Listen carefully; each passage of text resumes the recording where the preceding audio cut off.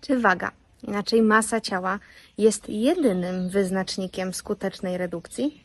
A jeżeli nie masa ciała, to co? Jakie są inne sposoby, aby określić, czy odchudzanie idzie w dobrym kierunku? O tym w dzisiejszym Power Walku. Cześć, z tej strony Gosia Pielichowska. Jestem dietetyczką i psychodietetyczką, a to jest Power Walk, czyli Twój podcast w ruchu, którego partnerem strategicznym jest platforma Multilife od Benefit Systems. Moi drodzy, pewnie zastanawiacie się, gdzie ja jestem znowu. Otóż witam Was serdecznie z Tanzanii, konkretnie z miejscowości Moshi, skąd wyruszaliśmy na naszą wyprawę na Kilimandżaro. Udało nam się zdobyć Uhuru Peak, najwyższy szczyt dach Afryki, a także wróciliśmy tutaj już po wyprawie i będziemy niebawem wracać do Polski. No i chciałam Wam pokazać trochę tego naprawdę przepięknego miejsca, tej zieleni i tych tutaj terenów, które mam też możliwość zwiedzać. A dzisiaj tematem, który poruszymy w dzisiejszym Power Walku, jest wyznaczniki skutecznej redukcji, czyli co monitorować, co mierzyć, aby określić, czy to odchudzanie, ten proces redukcji masy ciała idzie w odpowiednim kierunku, czy idzie to w zdrowym kierunku, bo czasami skupiając się, a nawet nie czasami, tylko bardzo często skupiając się jedynie na kilogramach, jedynie na tej masie ciała, na wadze, możemy wejść w takie obsesyjne myślenie i podejście wszystko albo nic, co sprawia, że niestety wchodzimy już na bardzo grząski grunt, niebezpieczny grunt, w stronę wręcz zaburzeń odżywiania. Dlatego podczas dzisiejszego Power Walka powiem o tym, jakie są inne sposoby, aby określić, czy to odchudzanie idzie w dobrym kierunku, czy jest to po prostu zdrowa zmiana nawyków żywieniowych, bo od razu już mogę tak zaspoilerować, że tak powiem bardzo kolokwialnie. Masa ciała, waga nie jest jedynym sposobem, jest jednym ze sposobów, natomiast jest jeszcze mnóstwo innych opcji, aby określić, czy rzeczywiście ten mój proces redukcji jest skuteczny, idzie w dobrym kierunku, czy też nie. Zatem zacznijmy od tego, kiedy waga rzeczywiście ma sens. No, jest to bardzo obiektywny miernik redukcji masy ciała. Jeżeli chudniemy, no to tracimy też na wadze. Przy czym trzeba pamiętać, że jest tutaj też kilka ograniczeń. Pamiętacie mojego Power Walka z profesorem Jankowskim, kiedy rozmawialiśmy chociażby o wskaźniku BMI, czyli o Body Mass Index, który uwzględnia masę ciała i powierzchnię ciała. I tutaj zaznaczyliśmy, że jedną z wad takiego właśnie wskaźnika masy ciała, który bierze pod uwagę również przede wszystkim masę ciała, jest to, że przykładowo osoby, które mają wysokie BMI i już na przykład kwalifikują się jako osoby otyłe, w tej kategorii osób otyłych, mogą mieć to wysokie BMI i wysoką masę ciała nie dlatego, że mają dużo tkanki tłuszczowej, ale dlatego, że mają dużo masy mięśniowej. I to dotyczy głównie sportowców, kulturystów, osób, które mają rozbudowaną tkankę mięśniową, która waży kilogram tkanki mięśniowej, po prostu zajmuje trochę mniej miejsca niż tkanka tłuszczowa i może się wydawać, patrząc na osobę, która ma BMI 30, a ma tej masy mięśniowej bardzo dużo, że w ogóle jest mega szczupła i wygląda zdrowo, wygląda sprawnie, porównując do osoby, która ma taką samą masę ciała, ale większość niestety stanowi tłuszcz, a nie tkanka mięśniowa. Zatem tutaj pamiętajcie, że to jest jeden z minusów pomiaru masy ciała, że masa ciała sama w sobie jest wskaźnikiem, który pokazuje nam, że chudniemy, natomiast nie uwzględnia składu ciała, nie uwzględnia tego, że my możemy zmieniać proporcje pomiędzy tkanką tłuszczową a tkanką mięśniową właśnie w naszym ciele. Zatem dla mnie na przykład masa ciała nie jest jakby głównym sposobem na pomiar skuteczności redukcji. Przyznam, że u moich pacjentów rzeczywiście mierzymy tą masę ciała, ale żeby raczej sprawdzić, w którym stronę idziemy, jaki jest trend, nie przywiązujemy się do tego zanadto, dlatego że takie skupianie się nadmiernie na tym, że ja muszę na przykład schudnąć 7 kg i ja ciągle patrzę na te kilogramy, czy mi schodzą, czy nie schodzą, to sprawia, że generuję bardzo dużo napięcia i wchodzę już w takie obsesyjne myślenie o tym, że ja muszę schudnąć, że ja muszę jeszcze bardziej się dokręcić i przestaję zwracać uwagę na to, co może wskazywać na to, że idę w dobrym kierunku, albo może mi przysłonić pewne sygnały alarmowe, które już wskazują, że niestety, ale mogłem się zatracić trochę w tym odchudzaniu. Przykładowo, skupiam się maksymalnie na redukcji kilogramów i skupiam się na tym, żeby cały czas redukować te kilogramy i na przykład nie zauważam tego, że tak, coraz bardziej jestem wkurzona na innych, że trudniej mi się skoncentrować, że na przykład też wypadają mi włosy, przykładowo, że jestem zmęczona, że jest mi zimno. Innymi słowy, ta obsesja na redukcji masy ciała, redukcji kilogramów przysłania mi sygnały alarmowe, które mogą już wskazywać na to, że moja redukcja nie idzie w dobrym kierunku, bo na przykład jestem już osobą niedożywioną, tak? Bo wypadają mi włosy, bo jestem zmęczona, bo bo jestem cały czas, jakoś trudno mi się skoncentrować, bo jestem wkurzona, więc mogę nie zwracać uwagi na takie sygnały alarmowe, tak?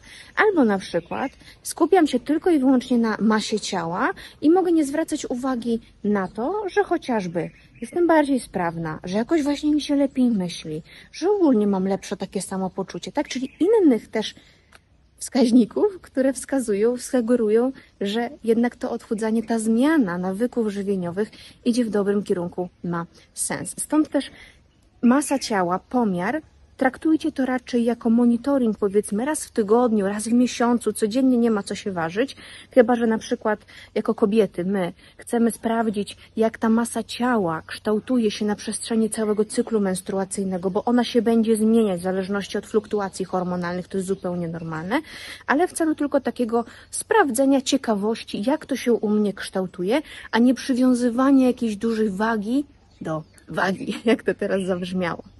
No ale właśnie, jakie są z takiej sytuacji inne sposoby, aby sprawdzić, określić, czy ta moja redukcja masy ciała, ten mój proces zmiany nawyków idzie w dobrym kierunku i jest dobrze prowadzony. A no właśnie, chociażby samopoczucie, jak ja się czuję, czy ja mam więcej energii, czy na przykład lepiej mi się wstaje, czy jakoś tak z większą motywacją może idę do roboty rano na przykład, tak? Czy po prostu mam więcej powera do działania. Tak? Czy lepiej mi się myśli, lepiej mi się koncentruje, może mam lepszą jasność umysłu, a może na przykład poprawia mi się kondycja włosów, bo zauważyłam, że kurczę, coś te włosy takie gęste, baby hair się pojawiają, no to też będzie wskaźnik tego, że to ciało jest dobrze odżywione, że dostarczamy odpowiednie ilości składników odżywczych, jest wszystko ok, jest wyregulowane, tak? Że jest w pewnym balansie, bo wtedy ciało może być odżywione, może się wtedy rozwijać, wtedy działa poprawnie. Więc chociażby to, jak samopoczucie, jak mi się śpi, tak? Czy na przykład czuję, że jestem w pełnym napięciu, czuję, że może jakieś taki ciężko mi na przykład oddech taki wziąć pełny. Czasami jest takie poczucie, prawda? Takiego ogólnego niepokoju, napięcia.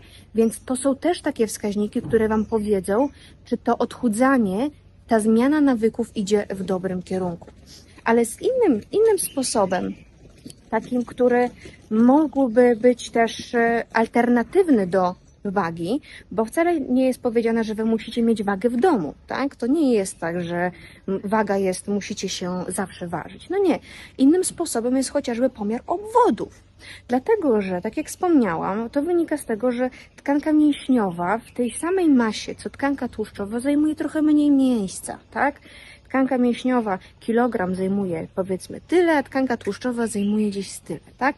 Oczywiście obrazowo, ale pomiar obwodów da Wam sygnał, da Wam informację, czy to ciało zmienia swój skład, tak? Czy tak mówi się ładnie, że zachodzi rekompozycja, tak? Rekompozycja ciała, że mamy więcej tkanki mięśniowej i tej tkanki tłuszczowej trochę ubywa. Nie może jej ubyć za mało, za dużo, bo tkanka tłuszczowa jest niezwykle ważna dla nas, dla zdrowia hormonalnego, dla kobiet super ważne. Nie schodzimy poniżej 15-16%, to jest bardzo już mało, tak?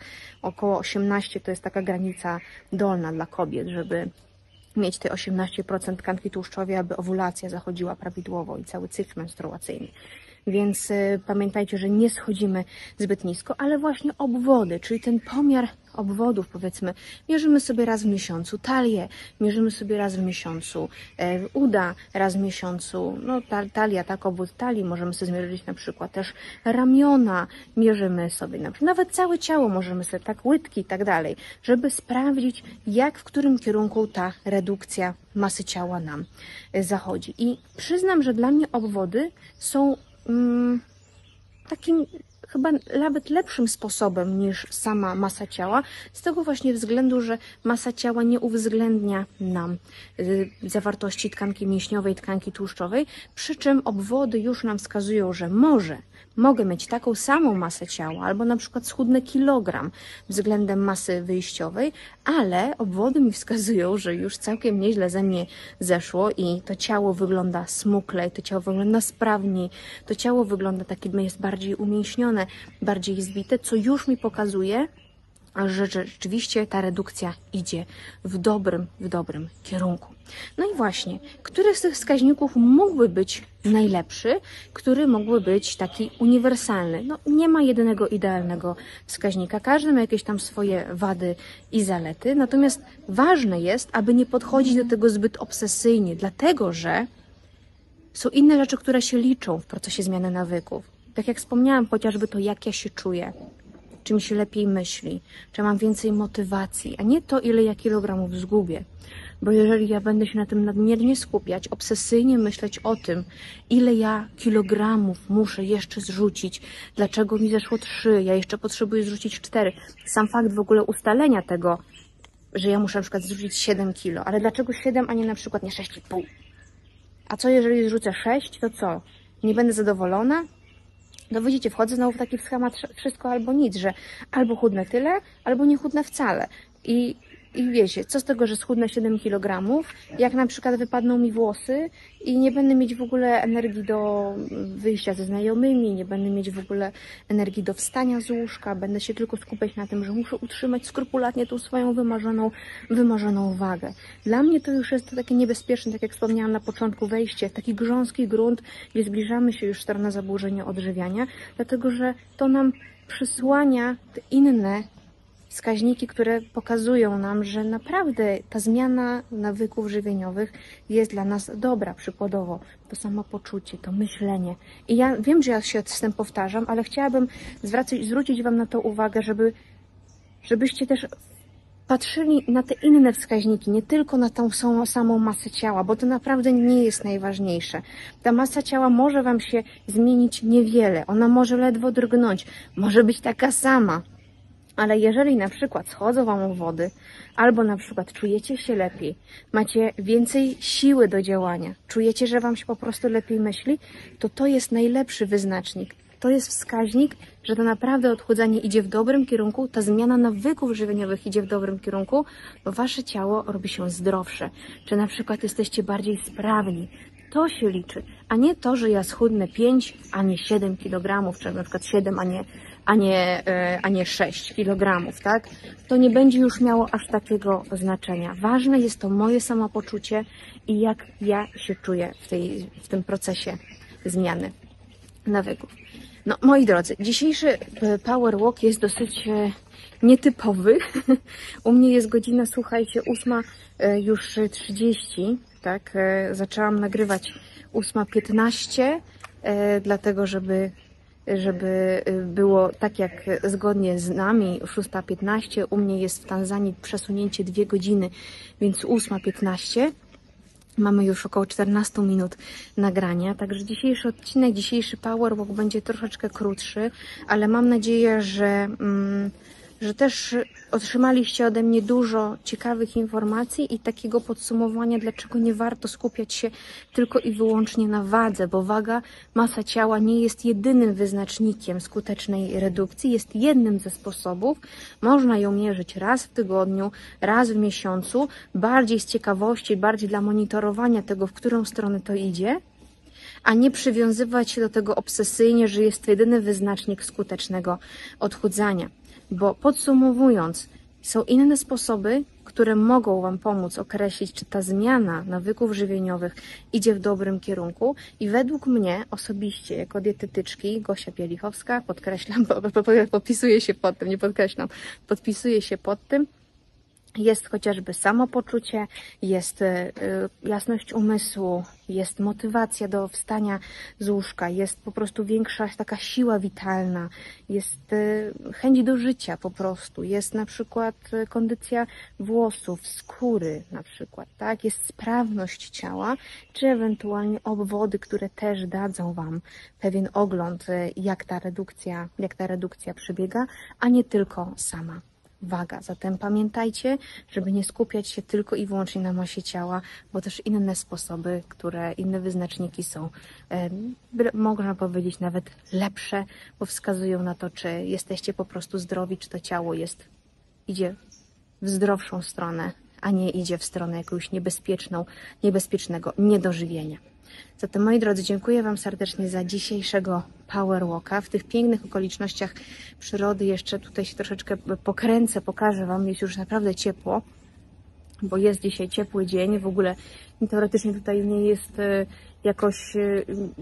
jest jakoś ciepło dla Tanzańczyków. Wiele osób chodzi w kurtkach i w czapkach zimowych, a widzicie, jak ja wyglądam. Dla mnie tu jest mega gorąco.